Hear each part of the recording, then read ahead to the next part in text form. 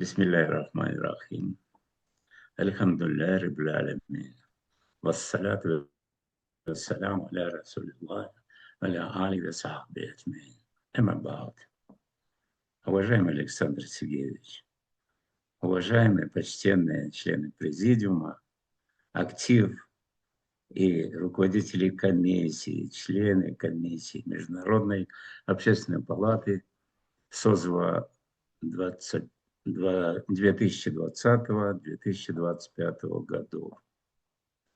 Я искренне всех вас, дорогие мои братья, и не только руководителей Международной общественной палаты, но я прослушал, просмотрел все выступления до меня, искренне радуюсь вот от души, буквально те цели, которые мы ставили на этой платформе палаты, мы достигаем. Это самое главное, что есть динамика, нас люди понимают, нас люди поддерживают. И стержень, самый главный стержень обнаружится во всех выступлениях. Это духовность, это душевность, это стремление к миру, это благополучию, взаимопониманию людей. Как это значимо! Вы знаете, кажется, вся наша деятельность, она на это и построена. И даже вот эти награды, высокие награды нашей палаты, они свидетельствуют и зовут к объединению, взаимопониманию, к доверию. Где есть доверие, там и будет вера. Где есть вера, там есть доброе отношение к соседу. Там забота о семье, о своих родителях, о своих близких. Забота о детях, чтобы воспитать достойное поколение, чтобы они продолжали то, живя уже без нас, чтобы мы на долгое время задержались в их памяти, чтобы эта память была душевная, историческая память. Вот почему мы так чтим своих родителей, своих предков. Вот почему мы причастны ко всей жизни общества, государств наших.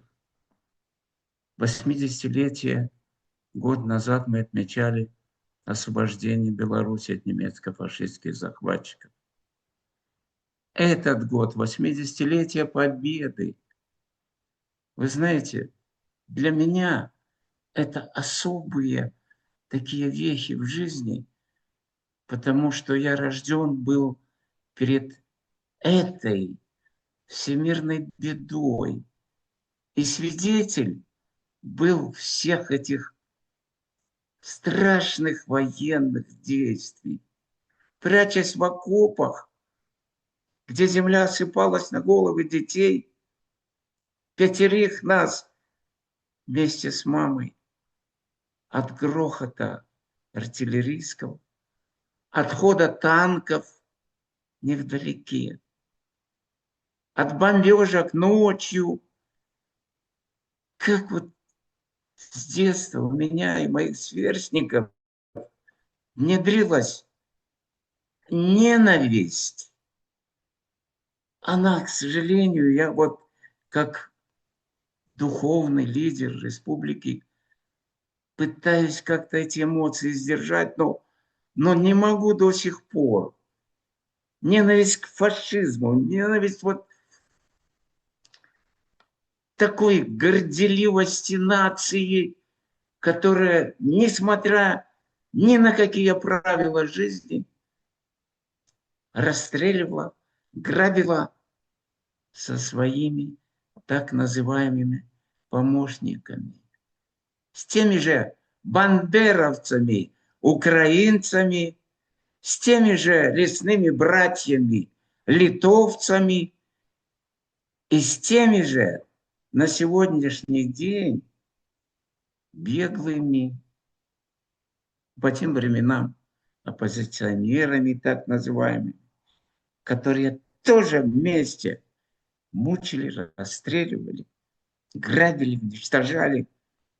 Детские лагеря фашисты организовывали на моей любимой родине, Белоруссии, чтобы вытягивать кровь из них до остатка последнего для своих раненых. Эксперименты эти проводились так безжалостно. Неудивительно, что Освенцим, что и другие концлагеря. Как это можно забыть? Как это можно не донести до деток, альхамдулляхи, которые живут уже в таком благосостоянии? Как важно нам всем, невзирая на возраст, пол, на занимаемые должности, как значимо нам работать в этом направлении. И какова роль на сегодняшний день, я подвожу к чему? К тем, кто занимается развитием культуры человека, тем, кто влияет напрямую на души людские, служители церкви, конфессий, религий. Как значимо нам в наше общество международное привлечь таких вот людей еще. Александр Сергеевич, я вижу вот 70 уже участников. Альхамдулляхи, где-то из 10-12 у нас уже вот 70. Я искренне желаю за эти последние, следующий, вернее, срок пятилетний, что мы не меньше 100 представителей государств и организаций привлекли, чтобы они сами пришли, услышав нас, увидев нас. Я похвалюсь. Я в этом году особо, Александр Сергеевич так вежливо намекнул, что я уже самый-самый, мне исполнилось 86 лет. Я побывал дважды в Казани, на родине татар. Была очень длительная беседа и установлено сотрудничество со Всемирным конгрессом татар. Каким образом продолжать вот те гуманистические дела с татарами не только на родине татарской, но и зарубежными татарами, такими как вот Беларусь, Прибалтика, Польша, Австралия, Великобритания, в европейских государствах. Ведь там более 3 миллионов проживающих татар. Как поддержать культуру человеческую, которая дополняет такой прекрасный, невообразимо неповторимый колорит ковра красивого, такого человеческих, культурных достижений. Каким образом строить возрождение и развитие духовности поколения с учетом национальных, культурных традиций, семейных, как лучше использовать из жизни наших предыдущих поколений. А у меня есть что сказать. Ведь татаро-мусульмане, переселившись на территорию Беларуси, Литвы и Польши, уже на этот год, сегодняшний день, 628 лет. И представьте, на сегодняшний день татарин-мусульманин один на территории Беларуси, в этом прекрасном светском государстве, в этом миролюбивом, страдающем на протяжении всех исторических эпох, как коридор военный, через который проходили более 200 войн. И последняя, особенно Грунвальдская битва, самая крупная Средневековая битва произошла с участием наших предков из Белоруссии, из Смоленщины, из Московского княжества и так далее. То есть мы, жившие все время в мире восточных славян, и сумели наши предки таким образом отношения строить по посланиям Всевышнего Господа, стержнем, каким ты должен быть, как творение Всевышнего, как ты должен строить отношения с соседом, как ты должен уважать, чтить, работать, заботу проявлять и защищать Родину. Это наука жизни. Так вот, я побывал в Уфе на большой-большой конференции на съезде мусульман Башкортостана. Отмечали мы 45 лет деятельности великого мудрого человека, муфтия Талгата Таджудина. И мы заодно, собравшись там, на это почтение, обсудили проблемы отношений в странах СНГ. Мы договорились о прочных, постоянных отношениях с духовным управлением мусульман СНГ. После этого я побывал в Махачкале на большой-большой значимой конференции, современной такой, с патриотическим названием, как «Служение Отечеству как ценностный ориентир исламской религии». И, конечно же, там говорили не только об исламе, там присутствовали и священники православной религии. И мы обменивались мнениями, как решать проблемы воспитания молодежи. Это все, я к чему рассказываю, это все идет накопитель богатства мнений, суждений, для того, чтобы использовать эти новинки, эти, как говорят, технологии, новинки, перенимают это веление времени, так и в общественной, культурной жизни, то есть надстроечной этой плоскости, не только в экономической, а в единении с экономическим фундаментом. Как значимо было мне и в Казани, и в Москве, где принял участие в большом обсуждении российских джихадистов, которые привнесли большой-большой вклад в воспитание будущего поколения, обучая не только основам религии, но и светскости, соединения этих межпредметных связей.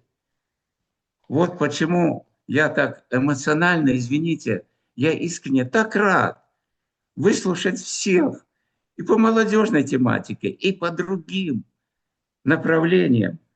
И вырисовывается картина, что вот мне кажется, та платформа Международной общественной палаты, которая создана, я смело могу заявить, в Минске, в Белоруссии, она помогла нам уже за эти 5-6 лет сформировать площадки, постоянно действующие площадки этой платформы нашей общественной палаты. Минская соборная мечеть, Московская соборная мечеть. Так как мы часто проводим телемосты между этими мечетями и оговариваем те вопросы, которые насущными являются. Ну, например, об искажении фактов при подношении истории Великой Отечественной войны. Как добиваться правды от авторов тех, которые искривляют, как они преследуют совершенно иные цели. Каким образом наш народ, как белорусы, каждый третий погиб в эти годы военные, и в том числе и мои татаро и мусульмане других национальностей, каждый третий. И замалчивается это на Западе. Каким образом надо противостоять? Как надо вот приглашать таких вот людей,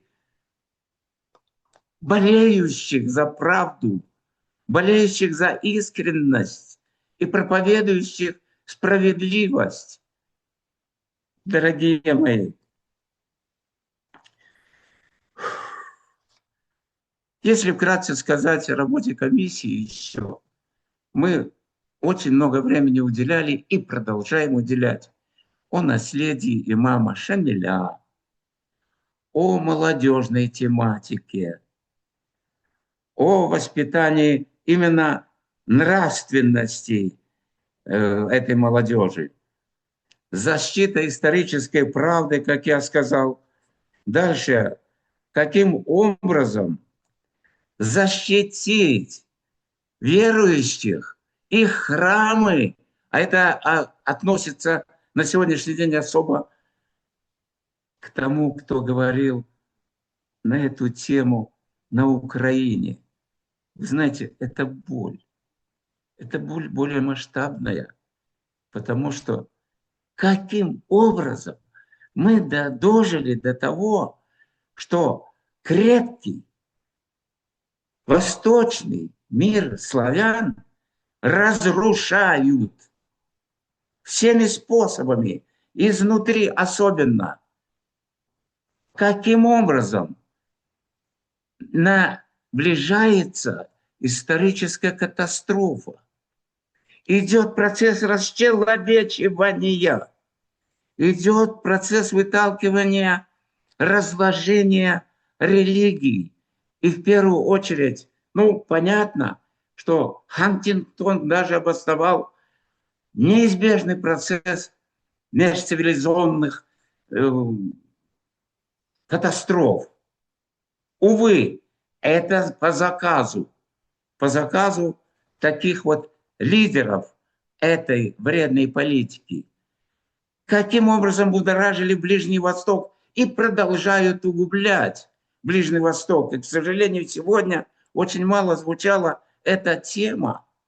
Тема больше звучит Украины. Да, это нам болезненно. Да, мы прилагаем усилия, каким образом сохранить взаимопонимание между нациями, показать, оттенить, что режимы правящие – это не народ еще весь, это режимы. И как упредить их методику, как они стравливают, как они постепенно, так сказать, повинуясь своей логической преступной деятельности, натравливают один народ на другой, одну нацию на другую, используя материальность, используя где-то даже и вооруженным путем, всякими методами грязными. Дальше. Ближний Восток. Почему мы мало говорим о том, не потому что я вот за ислам, я мусульманин, я за человечность, я за справедливость между всеми. Мы все равны, творение Всевышнего Аллаха. Все одинаково будем отвечать в судный день.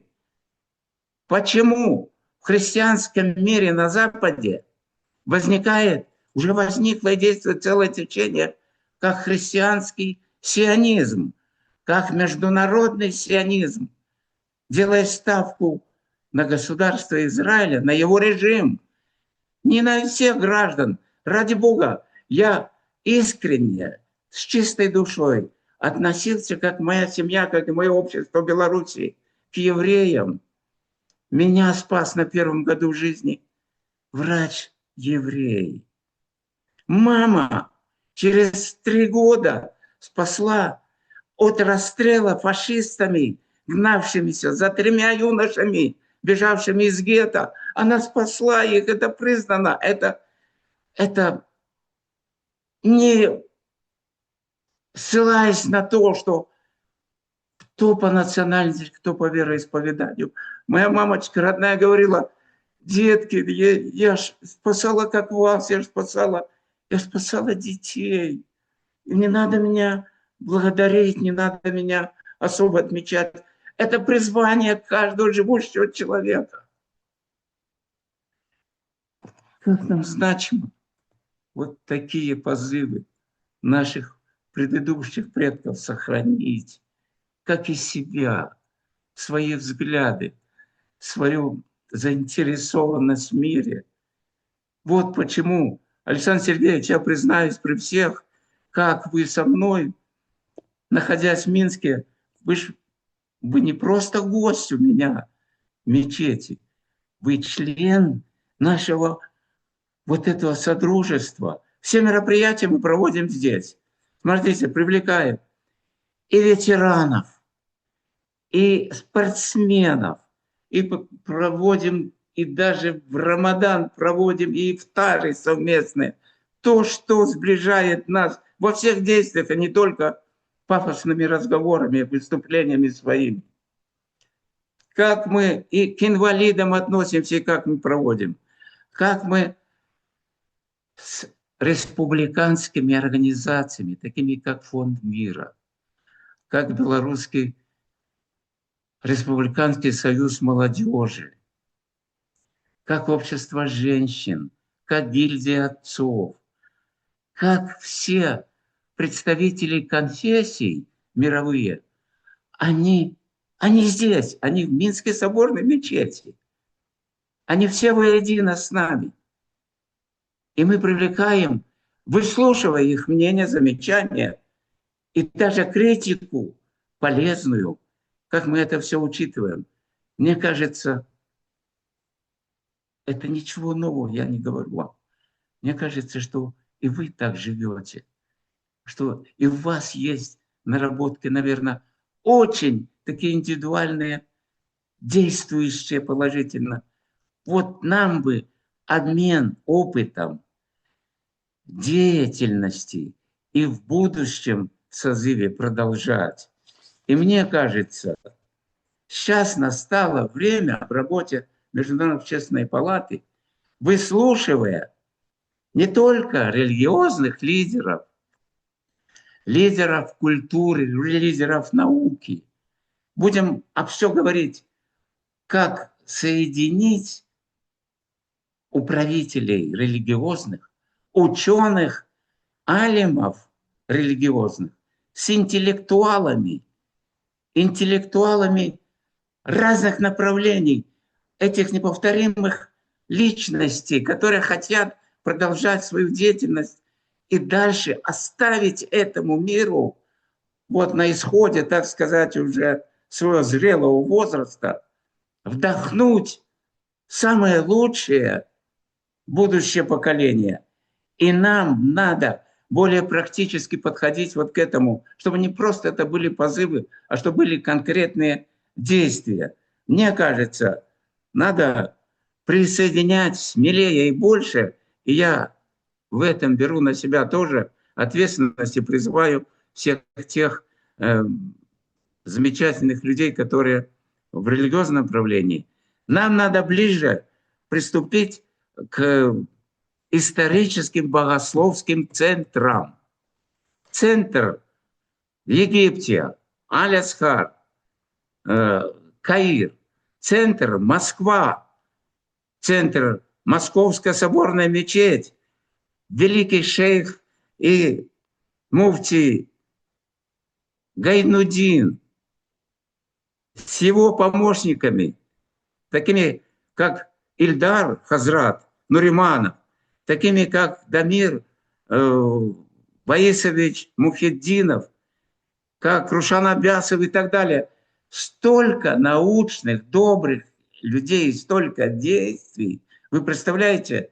И мы еще как-то мало. Надо будет больше поставить вопросов Хазрату Ильдару, чтобы привлечь таких вот столпов, которые привнесут свет в души людей и будут сами их участие будет привлекать таким мобилизующим центром. Дальше, такие как в центре, и та же Турция и Средняя Азия. Сколько в нас в Узбекистане, Ташкент, это ж родина Аль-Матуриди, имама. Через 100 лет Анна-Софии. Это такие имамы, которые на уровне Абу Ханифы продолжают их идеи жить, и мы распространяем вот эти вот гуманистические их идеи из того средневековья на сегодняшний день, они работающие. Дальше. Я делал попытки и призываю вас и поддержать меня больше привлекать представителей Организации Объединенных Наций и ЮНЕСКО, больше к работе. Давайте посмотрим перечень всех дней праздничных, всех отмечающих дней, событий, выстраданных человечеством. Вот, например, наступает 4 февраля, День братства. День братства, которое подписано, утверждено и Советом Безопасности, утверждено по ходатайству имама Аль-Асхара и Франциска, папы римского.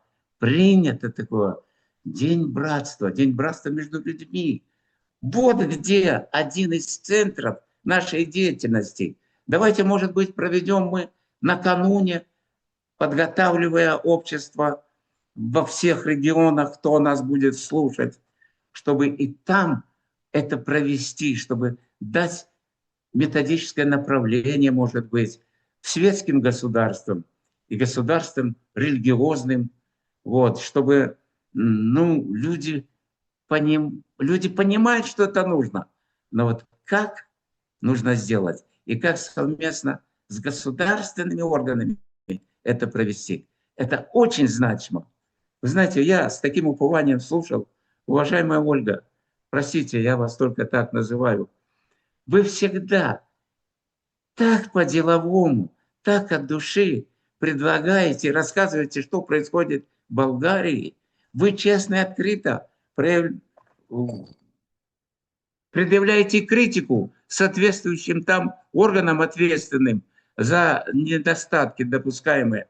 На сегодняшний день я слышал, вот, как существуют там на площади общей Софии 3 храма, которые никогда уже не конфликтуют, а есть взаимопонимание между синагогой, мечетью и храмом Александра Невского.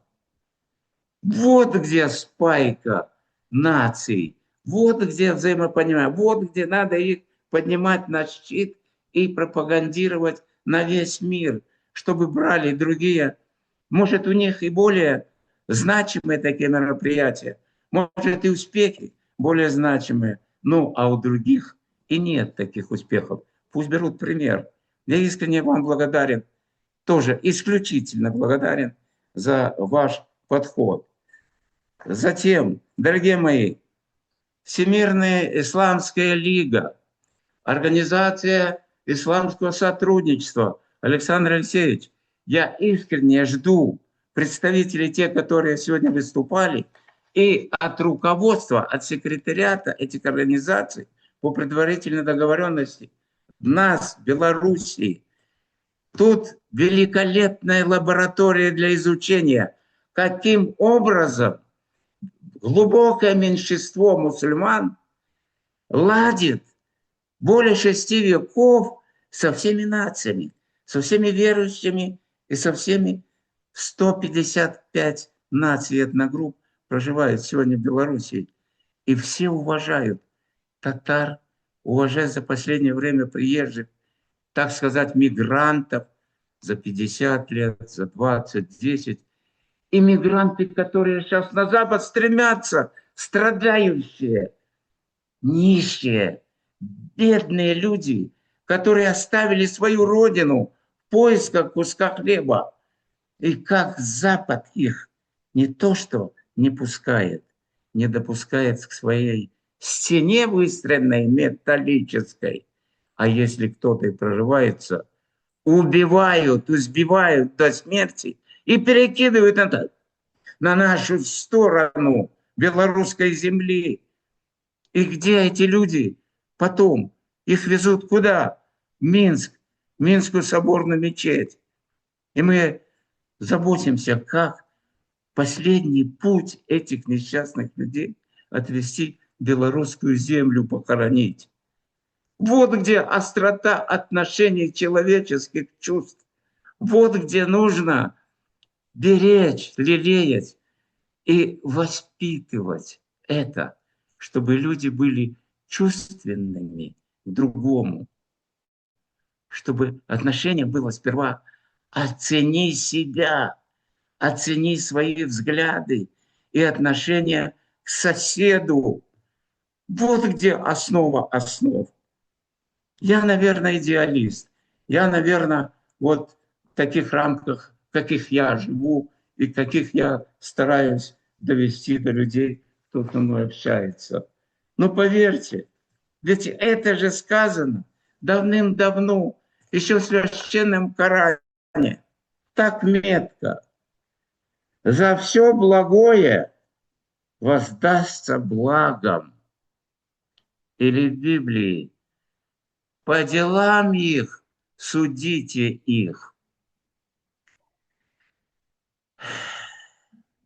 Дорогие мои братья и сестры, давайте будем впредь оказывать помощь, благодеяние и богопоклонение.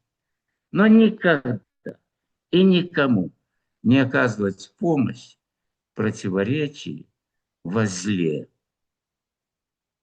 Мира вам, милости Всевышнего Аллаха, дорогие братья и сестры. Ассаламу алейкум, рахматуллахи ва баракатух.